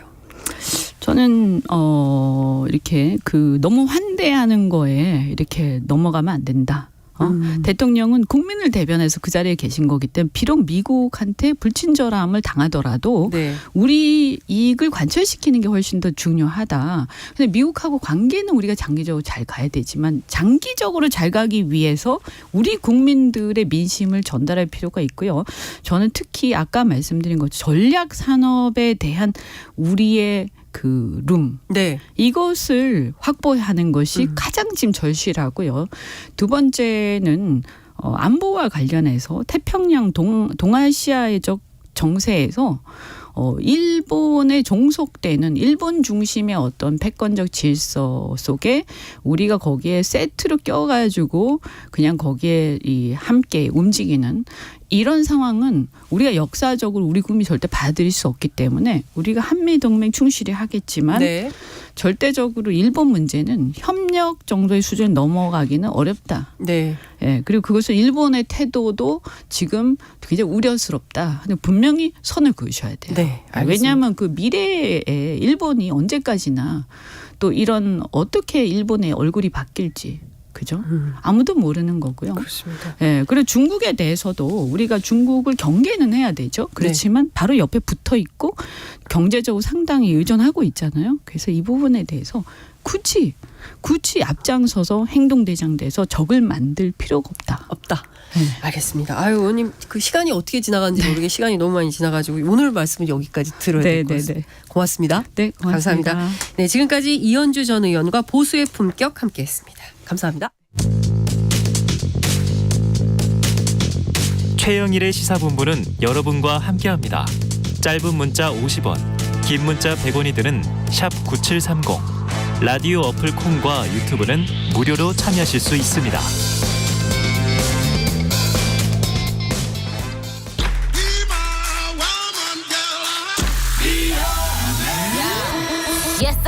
인터넷에서 화제가 된 뉴스를 다뤄보는 스트릿 뉴스 파이터 시간입니다. 오늘은 조현정 시사평론가와 함께하겠습니다. 어서 오십시오. 네, 안녕하세요. 네, 자, 징역 10년형을 치르고도 또다시 성폭행 혐의로 재판 중인 사람이 있죠. JMS 총재 네. 정명석. 야, 이 사람 진짜 끔찍한 수준인데 네. 지금도 새로운 증언들이 계속 나오고 있고 네, 우리 네. 사회에 충격을 주고 있습니다. 그런데 이 정명석 씨가 쓴 책들이 아직도 주요 한국의 대학 도서관에 버젓이 비치가 돼 있다. 이런 보도가 나왔습니다. 예, 맞습니다. 한겨레 단독 보도인데요. 네. 정명석이 지금까지 7권의 시집을 냈어요. 그리고 뭐 본인 에세이, 자신의 이야기를 담은 4권짜리 책이 있는데 사랑과 평화다. 이런 것들이 대표적인 책이라고 할 수 있습니다. 그리고 또 정명석이 직접 쓰진 않아도 정명석을 뭐 미화하거나 찬양하는 그런 책들이 합쳐지면 더 많은 건데요. 한겨레가 서울 주요 10개 대학의 소장 도서로 확인을 해봤더니 이 사랑과 평화다 책이 9개 대학, 네. 시의 여인이 8개 대학, 시로 말한다가 7개 대학에 비치돼서 아직도 열람도 가능하고 대출도 가능한 그런 상황입니다. 서강대가 정명석 책을 6종 갖고 있고요. 덕성여대, 숙명여대는 7종이 비치돼 있고 서울대, 시립대 등도 여전히 소장을 하고 있었습니다. 왜 이러는 겁니까, 이 대학들? 근데 이게 성범죄자의 저작물 같은 경우에는 도서관에서 그동안 퇴출시킨 사례들이 있거든요. 그렇죠. 네, 한예찬이란 사람이 대표적인데 이 동화작가. 사람이 동화 작가인데 아동 성추행으로 맞습니다. 처벌을 받았죠. 그래서 그 후에 국립중앙도서관이나 시중도서관 대부분에서 열람 제한을 걸어버리거나 네. 아예 폐기를 해버렸어요. 그리고 또 이번에도 국립중앙도서관은 정명석의 책도 신청 제한 검토에 들어간 상태입니다. 그런데 대학가에서 여전히 이렇게 정명석의 책을 찾아볼 수 있는 거죠. 너무 무감합니다. 우리 대학들이 조금 더 예민하게 이 성범죄자와 관련된 책들을 가만히 있어봐. 우리 학교 도서관에는 있나 없나 살펴서 반드시 퇴출시켜야죠. 근데 이게 요즘에 또 뭐 다큐멘터리도 제작되고 큰 화제를 모았지만 JMS 교단의 시작이 대학가라고 하잖아요. 그렇죠. 예, 거기서 우후죽순 이제 뻗어 나간 건데 지금 그나마 이화여대에서만 지난달 초에 논의를 거쳐서 제한 조치를 시켜놓은 상태였습니다. 그리고 또 더 큰 문제는 이 온라인 서점에서도 그대로 그 홍보물을 걸어놓은 거예요. 이게 수정이 안 된 거죠. 그러니까 교보문고나 예스24가 제공하는 그 작가 정보라는 게 있는데 거기에 정명석에 대해서 설명을 해놓기를 성작게 배운 말씀을 세계 25개국에 전파해 왔으며 세계 평화를 위한 활발한 문화교류 활동을 지원하고 있다. 네. 라고 소개를 해놓고 있습니다. 그리고 또 저도 이게 제가 뭐 보도를 하려고 JMS 정명석을 찾아서가 아니라도 평소에 다른 테마를 검색하고 있다가도 JMS로 연결되는 그렇게 찬양하는 블로그들을 아직도 또 심심찮게 찾을 수 있거든요. 이게 도서관이 뭐가 문제냐, 대학 도서관이 뭐가 문제냐 한다면 책이라고 하면 아무리 요즘에 우리가 책을 읽지 않는 시대라고는 하지만 책은 여전히 누군가의 그런 정서적 양분이 되고 커다란 영감을 주고 또 일생에 어떠한 큰 계기를 제공할 수 있다는 점에서 주요한 콘텐츠라고 할 수 있는데 여전히 이 피해자들이 눈물로 호소하고 있는 상황이잖아요. 네. 지적해 주신 대로 그런 대학 도서관들 서점과 예민한 그 재빠른 조치가 필요해 보입니다. 자, 이 방송 듣는 분들께서 적극적으로 얘기해 주세요. 이거는 아니지 않습니까? 자, 오늘 조현정 평론가께서 지적해 주셨기 때문에 빠르게 정리될 거라고 기대하면서 자, 주 최대 69시간. 저는 이 얘기 나올 때마다 숨이 턱턱 막히는데 네. 최대 69시간 근무제가 화두가 되면서 진짜 그야말로 사회적으로 큰 반발을 불러왔었는데요. 당시에 이제 고용노동부가 바쁠 때 일하고 몰아서 쉬면 된다. 제주도 한 달 살기 가능하다. 네. 이제 이런 얘기를 해서 논란이 컸습니다. 그런데 고용노동부 직원들의 연차 사용률이 꼴찌예요? 그렇다고 합니다. 예. 어쩜 좋습니까? 이 국회 환노위 소속 이수진 민주당 의원이 18개 정부 부처로부터 2022년 연차 사용 현황을 받아서 분석을 해봤는데요. 고용노동부의 원래 평균 연차 일수는 18.44일입니다.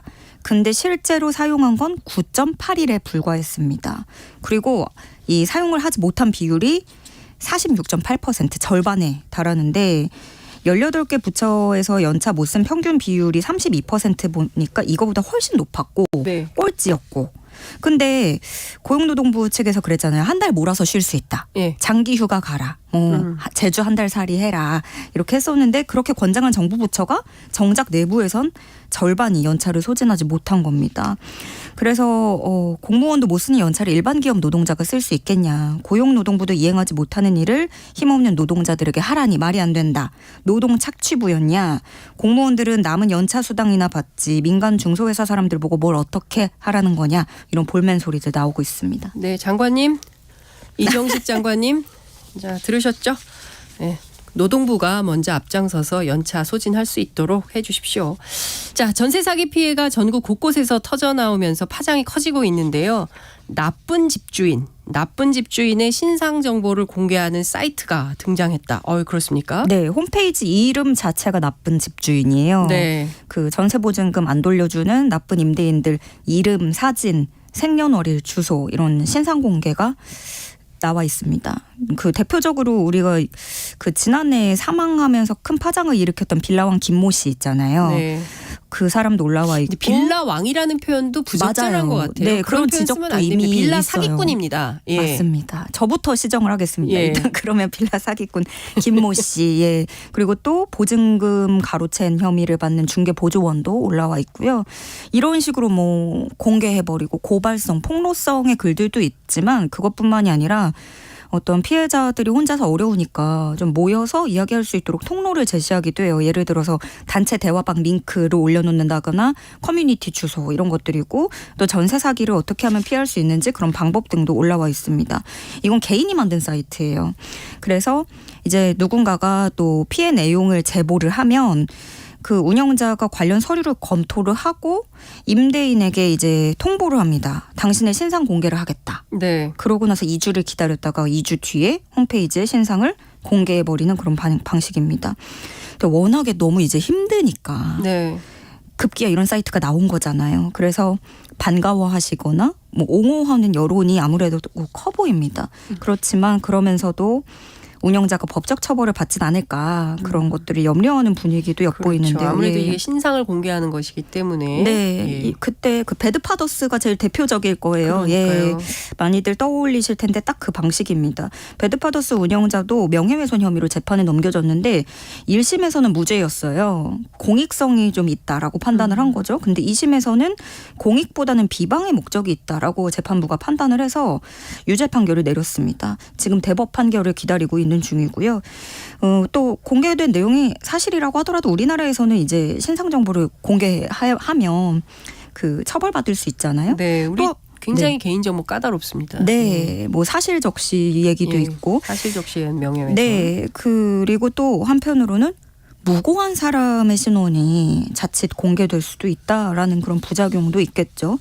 그리고 사실 이렇게 악성 임대인의 신상을 공개하는 법안은 국회에서 이미 2월 달에 통과가 돼서 마련이 된 상황이에요. 그래서 9월부터는 주택도시보증공사 앱에서 확인을 하실 수 있는데 이게 결국 9월까지는 기다리기 힘들다는 마음인 거고 또 이럴 거면은 그냥 우리가 나서야 된다라는 불안감이 좀 작용을 한 것 같아요. 또 대상 기준, 이 신상 공개를 하는 정부가 공개를 하는 대상 기준도 까다롭기 때문에 피해자가 실제로 효과를 좀 체감하기에는 역부족이다라는 지적도 나오고 있는 실정입니다. 네, 이 공공의 영역에서 이런 부분들이 문제 해결이 안 되니까 개인이 단체를 조직해서 이런 활동을 하게 되는 겁니다.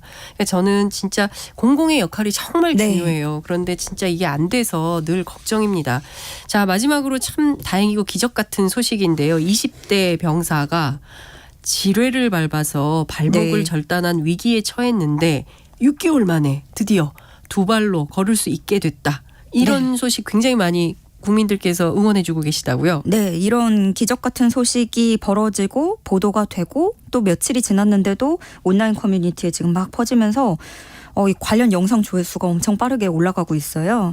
표모 일병인데요. 네. 지난해 10월에 지뢰를 밟아서 오른발 뒤쪽 절반을 잃었습니다. 엄청 큰 사고잖아요. 그래서 긴급 수술로 목숨은 구했는데 이제 신경이 너무 크게 손상이 된 거죠. 그래서 발목을 절단해야 된다 이런 상황이 왔고 심각하게 그럼 언제 어떻게 절단을 할지 말지 이런 것들을 고민하던 차에 미세하게 발가락이 움직이는 걸 발견합니다. 그래서 주치의가 이거는 조금이라도 신경과 혈관이 좀 버티고 있을 수 있다라고 생각을 한 거죠. 그래서 한국공공조직은행에 이 뼈와 아킬레스건을 찾으려고 요청을 합니다. 네네. 여기서는 또 이제 기증받은 시신들 중에 조건에 맞는 발목을 찾아냈고 찾았다고 또 끝나는 게 아니고 석 달에 걸쳐서 깎고 다듬은 거예요. 네. 그렇게 발목 이식 수술을 받고 두 발로 일어서게 됐는데 정말 가족들도 깜짝 놀랐죠. 너무 이게 말이 안 되는 거니까. 그래서 발이 뭐 각도도 안 나왔고 절반이 날아간 상황에서 서더니 걷고 이젠 감각도 서서히 돌아오고 있다고 해요. 물론 뭐 긴 시간의 재활 치료가 필요하겠지만 그리고 이 기적같이 반가운 소식을 전해드리고 싶어서 가져왔는데 또 한편으로는 그런 생각이 들더라고요. 여전히 누워있는 그런 수많은 장병 사고들이 있었고 군대 내 가혹행위도 있고 아직도 해결되지 않아서 고통받고 있는 장병들도 생각해 보게 됐습니다. 또 이 표일병님은 더 힘내서 어서 활기찬 일상으로 돌아오길 응원합니다. 네, 저도 응원합니다. 우리가 참 지뢰금지 협약도 하고 사실은 이 전쟁이 만드는 참혹한 상황이 너무 많습니다. 인권 침해가 사실은 그런 데서 촉발되는 게 많거든요. 근데 여전히 우리가 지뢰 때문에 우리 젊은 병사들이 고통받고 있는 현실, 이 문제도 정말 한번 대국적으로 생각을 해봐야 되는 지점이 있지 않나 싶습니다. 오늘 말씀은 여기까지 듣겠습니다. 고맙습니다. 네, 고맙습니다. 네, 지금까지 조현정 시사평론가와 함께했습니다. Splish splash, I was taking a bath. Long about a Saturday night. Yeah. 점심 먹고 유쾌한 시사 디저트 한 입. 최영일의 시사본부. 주간 사건 사고 소식을 알아보는 배상훈의 사건본부 시간입니다. 오늘도 배상훈 프로파일러와 함께하겠습니다. 어서 오십시오. 안녕하세요. 네, 앞에 살짝 녹음이 들어왔어요. 죄송합니다. 네네. 아니, 영화 범죄 도시가 현실 속에서 드러났다. 야, 하얼빈의 장첸 그 중국 동포 출신 조직폭력배들이 국내에 들어와서 상인들을 괴롭히면서 마석도 형사 이런 사람들이 일망타진했던 화제의 영화죠. 범죄 도시 2017년 개봉했던 영화 같은데요. 마동석 씨 나온. 예. 얼마 전에 이런 영화 같은 상황이 현실에서 벌어졌다고요? 예, 진짜인가요? 그렇습니다. 예, 그렇습니다. 서울경찰청 마약범죄수사대 국제범죄수사기에서는 일명 가리봉 보도협회라는 범죄혐 단체를 만들어서 보도협회요? 예. 기자들인가요? 아닙니다. 아주 나쁜 뜻입니다. 예. 그 의미는 어쨌든 근데 노래방 업주들을 폭행 협박한 죄중동포 일명 조선족이라고 하죠. 예, 중국 동포를 하겠습니다. 네. 9명을 범죄단체 조직, 업무방해, 감금 강요, 공갈 혐의로 검찰에 송치했다고 했는데 네. 두목은 40대 A씨고요. 각각의 그 일종의 분업 조직이 이루어진 겁니다. 관리책, 행동책 이렇게 돼서 이 A씨 같은 경우는 이제 2012년도에 귀화한 중국 동포입니다. 그러니까 네네. 한국적이 있는 거죠. 예. 다수의 폭력 조직 가담 한 전과만 10범 이상이고 아이고. 아마도 중국 쪽에서 있을 때 그런 쪽에 있었던 것 같습니다. 일종의 이거를 표현이 그렇다면 파견? 그러니까 일정 거기에 조직이 있고 여기는 네. 좀 작은 조직이 있는 그런 형태 같습니다. 네. 그러니까 여러 가지 지부 조직 이런 개념인가요? 그렇게 보는 게 맞을 것 같습니다. 이걸 혼자는 못합니다. 왜냐하면 중국 쪽에서 공급책이 있어야 됩니다. 그러니까 여성들의 공급책이 있어야 되고 예. 유통책이 이게 있어야 성범죄군요. 그러니까 말하자면 노래방 도우미를 공급하면서 예. 이른바 일종의 유엔 협약에 의한 노동 착취, 강제 노동 착취에 해당할 수 있습니다. 아. 예, 그래서 이런 형태로 일종의 어떤 지역에는 보도방이라는 데가 몇 군데 있습니다. 소개업소죠. 근데 가짜 소개업소 몇 개를 두고 사실은 이 조직이 하는 하나인 겁니다. 아. 그러니까 여러 번호가 한 사무실을 운영하니까 그 지역에 있는 쪽에는 다 모이는 일정 정도 꽉 잡고 있어서 다른 데를 못 쓰게 하는 그게 이제 조직 범죄죠. 예, 이른바 가리봉동 상권을 우리가 장악하겠다. 노래방 접수한다. 상권. 예, 예. 뭐 이런 걸로 좀 보이는데 앞서 말씀해 주신 대로 중국에서부터 알던 조직원들을 아예 모집을 해서 한국으로 데리고 온 다음에 범죄단체 조직, 업무방해, 폭행, 협박 이런 범죄를 저질렀다는 건데요. 이게 얼마나 심한 건지 지금 가리봉동 상가거리에 형사님들 노고에 가리봉이 더 안전하게 됐습니다. 감사합니다. 이런 현수막이 진짜 붙어 있습니까? 예. 그런 정도예요? 예. 와. 보도된 바에 의하면 네. 사진이 지금 현수막에 사진이 있고요. 이게 말하자면 이 부분은 가리봉 시장의 우마길이라고 하는 곳에 네. 이제 노래방이 이제 밀집돼 있죠. 그러니까 거기서 이제 일정 정도 이제 말하는 봉사료를 맘대로 올려갖고 이 조직이 일부를 자신들이 갈취하는. 그러니까 원래 그 지역에는 뭐 정해진 어떤 뭐 액수가 있는데 그거보다 한 1만 원 정도 더 올려서 나머지를 자기들이 갈취하고 일종의 뭐 보호비라고 명목을 하든 뭐라고 하든 자기의 그 이것의 그 보호비를 안 받겠다고 하는 데는 네. 괴롭히는 거죠. 앞에다가 SUV 갖다 놓고 뭐 또 수시로 가짜 신고를 해서 출동하게 하는 네. 이런 다양한 방식의 괴롭힘 있고 뭐 여러 가지 흉기라든가 아니면 뭐 욕 같은 걸 통해서 네. 계속 괴롭히는 거고요. 그 노래방 사장님들, 업주들. 또 하나는 여기에 공급되는 여성들을 도우미 여성들은 당연히 노동 착취가 되죠. 왜냐하면 거기에 일정 수준의 돈들을 일종의 비용으로 갈취하는 그렇게 되는 거죠. 네. 그래서 근데 문제는 이분들이 대부분 중국 국적이기 때문에 네. 갈취당했다고 신고를 못하는 거죠. 아, 이게 신분의 불안정성 때문에 그렇죠. 그걸 이용하는 불법 체류 신분일까요? 그 비슷한 형태가 여러 가지. 그러니까 비자를 받고 들어오는 경우도 있고 예. 그런 경우는 여권을 이제 네. 가지고 있고 그리고 불법 체류자들을 데려다가 와서 이렇게 일을 시켜서 갈취하는 다양한 방식이 사용되고 있습니다. 이 나쁜 사람들인데 이번 사건으로 검거된 피의자가 모두 9명이라고 하는데 주로 어떤 사람들이에요? 앞서 뭐 말씀해 주신 대로 전과 10범 화려합니다. 이게 대부분은 이제 물론 모두 중국 동포 출신이고요. 네. 이른바 조선족이라는 게서 중국 동포 출신으로 하고 핵심적으로는 저기 총책이 있는데 네. 그죠 뭐 총책급은 2명은 귀화를 했고 네. 1명은 영주권자, 6명은 F4 비자라고 하죠.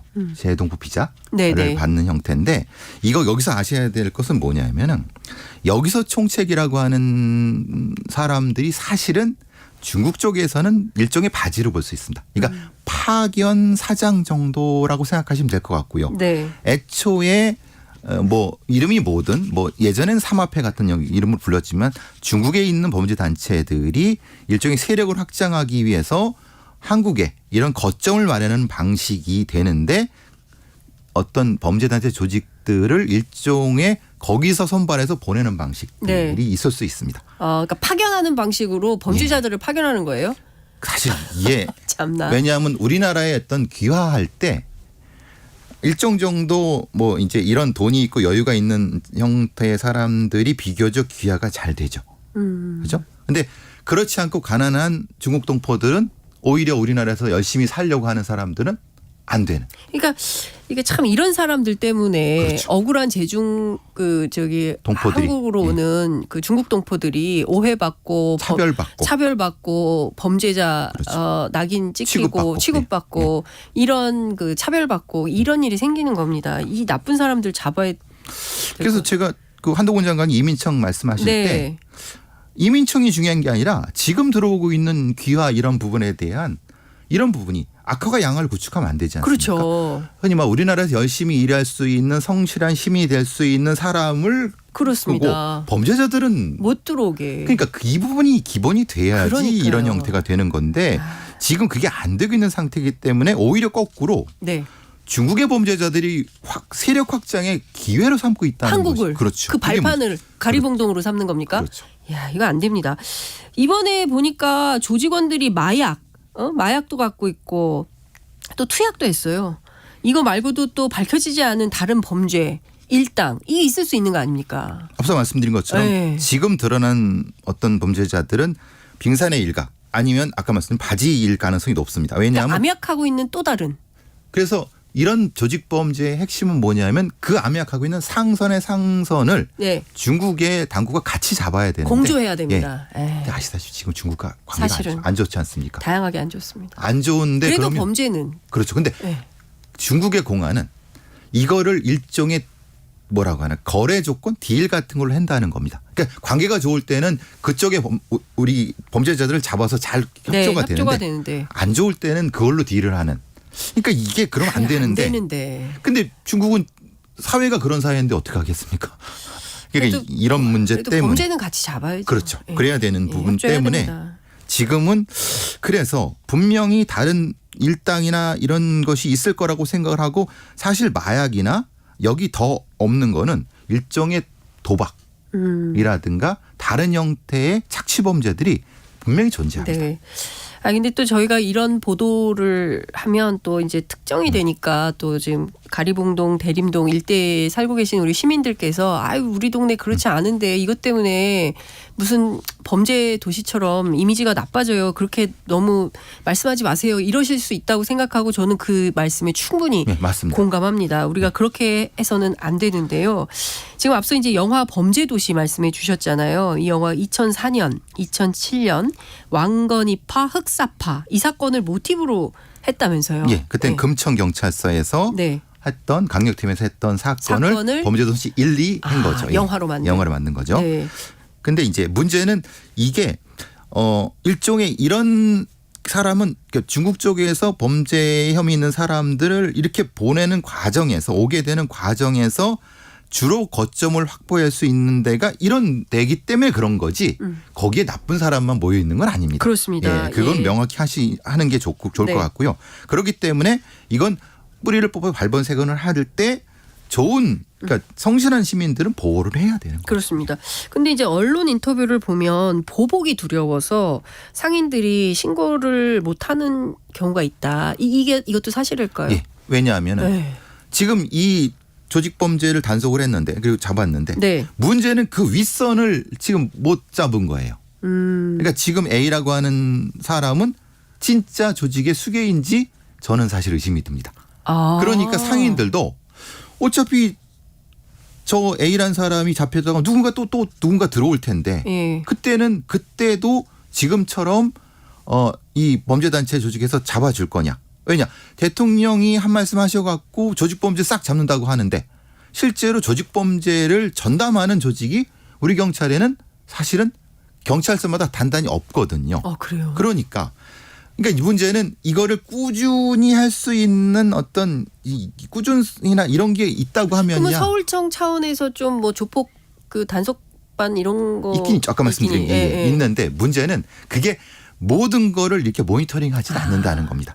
그러니까 우리가 이제 범죄라는 것이 계층적이라고 하는 게 사실 하층민들이 존재하는 이 공간이라고 하는 데에 경찰력이 일정 수준이 투여이 돼야 되는데 오히려 상층 시민이 사는데 경찰이 더 많이 투입되지 않습니까? 이거는 사실 이런 문제가 핵심적으로 나타나는 게 이런 공간이라는 거예요. 그러니까 공권력의 어떤 그 정의, 공정한 정의. 공정한 정의. 그다음에 그 평등한 안분 맞습니다. 이런 것들이 필요하다. 그리고 사실은 범죄가 많이 발생하는 지역에 더 많은 공권력이 배치가 돼서 사실 그러니까 시민들이 공포에 떨지 않도록 상인들이 두려움 없이 즉각 신고할 수 있도록 공권력이 이제 뒷받침을 해줘야 되는데 실제로는 그렇지 않다. 실제로는 그 말씀을 지적해 주시고. 강남구에 경찰이 제일 많습니다. 아 그래요? 아 왜냐하면- 정말 그렇습니까? 잘 사는 분들이 많이 있는 공간에. 근데 제가 기자들이 사회부 기자들이 강남사에 또 사건 사고가 많다. 네. 밤에 이제 그 돌면 그 제일 많다. 그런 얘기도 하더라고요. 근데 그것을 네. 그만큼의 경찰력을 투입할 필요가 있느냐. 그러니까 정확한 범죄 숫자에 맞게끔 투입될 수가 있냐. 그러니까 강남이나 서초는 CCTV가 제일 많습니다. 그러니까 이 말하자면 경찰력의 균형이라고 하는 것 차원에서 사실은 조폭이라든가 이런 범죄도 봐야 된다라고 하는 겁니다. 네. 그러니까 좀 굉장히 중요한 관전 포인트를 지적해 주신 것 같은데요. 말씀 주신 대로 그 이민자 그리고 외국인 범죄 뭐 이런 범죄가 많은 지역이라는 어떤 이미지 이런 걸 좀 지우기 위해서 우리가 그동안 다양한 사회적 노력을 해왔음에도 불구하고 잘 그게 또 없어지지 않는 이런 또 어려움이 있는 것 같습니다. 결국 이제 치안 문제인데 이게 정책적인 차원도 맞습니다. 같이 고려가 되는 것 같습니다. 안산의 원곡동 사례를 둔 건 일종의 거버넌스, 네. 협치, 그러니까 그 지역 커뮤니티. 원곡동에도 많아요 외국인들이. 예. 그러니까 원곡동이 어디 출신, 예를 들어 인도네시아 출신 아니면 저기 이 중국 출신의 어떤 리더를 세워갖고 스스로 치안을 하게 하면서 나쁜 요소를 구축할 수 있게. 예. 이게 이제 협치가 될 수 있게끔 하는 치안이 돼야 되는 거죠. 네네. 그게 치안의 기본이지. 한국 사람은 잡는 사람. 외국인 노동자는 잡히는 사람. 이런 구도는 안 된다는 거예요. 그들도 우리 사회의 한 구성원으로서 네네. 스스로 치안을 같이 할 수 있게끔 하는 것이 이 조폭 문제든 아니면 외국인 문제든 같이 해결할 수 있다는 거죠. 그게 핵심이 기본이 돼야 된다는 겁니다. 그게 말씀하신 그런 사회 정책이죠. 그렇군요. 굉장히 중요한 정책 같습니다. 안산의 원곡동 사례를 우리 그 금천의 가리봉동, 대림동에서도 이게 좀 구현이 돼야 되겠다. 꼭 중요한 이 조폭 범죄나 이런 것들을 잡는 차원에서 새로운 범죄 조직을 잡는 데서 성취해야 되는 어떤 과제 이게 있다면 어떤 게 있을까요? 일종의 이제 안전한 어떤 거리라고 하는 것은 우리 모두 같이 만드는 거지 경찰이 일시적인 단속에 의해 만드는 건 아니라는 겁니다. 그래야지 스스로 신고하고 스스로 지킬 수 있는 그런 여건을 마련해 주는 형태의 같이 하는 치안. 이게 사실 우리 경찰의 기본 모토가 된다고 생각합니다. 네. 함께하는 치안. 그렇죠. 예, 그러니까 뭐 그 한국 사람은 잡고 이주 노동자들은 도망 다니고 이런 구도를 만들어서는 절대로 안 된다. 어떤 새로운 치안 질서를 만드는 것이 어찌 보자면 우리 경찰 당국의 과제다. 이런 설명을 주신 걸로 이해해도 될 것 같습니다. 그나저나 시민들이 많이 불안하시겠어요. 그래도 이렇게 좀 단속도 하고 뭐 이렇게 한다면은 그래도 상당히 좀 좋아지지 않겠습니까? 네. 라는 기대를 하면서 오늘 말씀은 여기까지 듣겠습니다. 감사합니다. 감사합니다. 네, 지금까지 배상훈 프로파일러와 사건본부 함께 했습니다.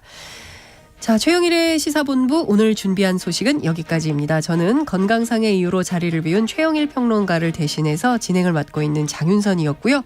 내일 낮 12시 20분 다시 찾아뵙겠습니다. 함께해 주신 여러분 고맙습니다.